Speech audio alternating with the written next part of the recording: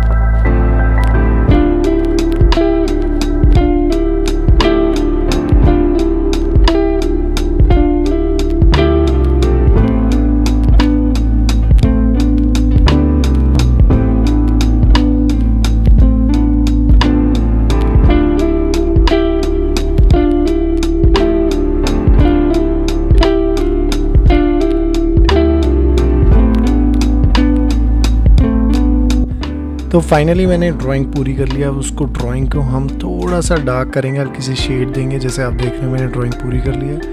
अब हम grid level को इरेज करेंगे। आपको पता है मैं ऑलरेडी अपनी प्रीवियस वीडियो में बता चुका हूँ कि ये क्ले कौन सी क्ले है। अब उसके बाद जो मैं पेंसिल यूज़ कर रहा हूँ स्टेटलर की 2B पेंसिल है, जिससे मैं सबसे पहले लाइट शेड दूंगा। हमेशा हमने फर्स्ट जो भी शेड करनी है वो 2B से ही करनी है। उसके बाद 2B के बाद आप फिर 4B एंड 6B और 8B। चलिए मैं आपको आगे दिखाता हूँ कि कैसे मैंने डिफरेंट पेंसिल्स को यूज़ करके और पोर्ट्रेट में थोड़ा सा शेडिंग पार्ट मैं आपको प्रॉपरली दिखाता हूँ इसमें।